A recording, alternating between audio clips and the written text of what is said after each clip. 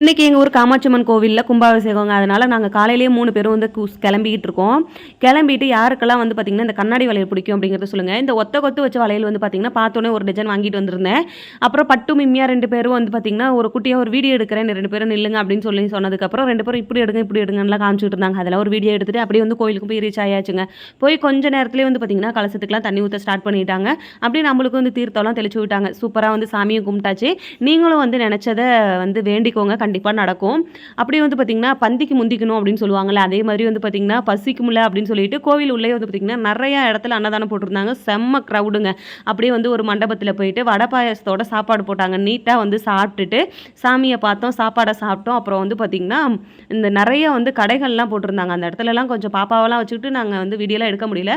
பாப்பா கேட்டது ஒரு சில திங்ஸ்லாம் வாங்கிட்டு வந்திருந்தேன். அது இதெல்லாம் தான் வாங்கியிருந்தேன். 2 பேண்டு, கிளிப்பு, எனக்கு இந்த ஒரு தோடு மட்டும் வாங்கிட்டு பாப்பா 2 பேத்துக்கும் இந்த பாசி, அதுக்கப்புறம் வந்து குட்டி குட்டி கிளிப்பு, இந்த பொட்டு வாங்கிட்டு அப்படியே வந்து சூப்பராக வீட்டுக்கு வந்து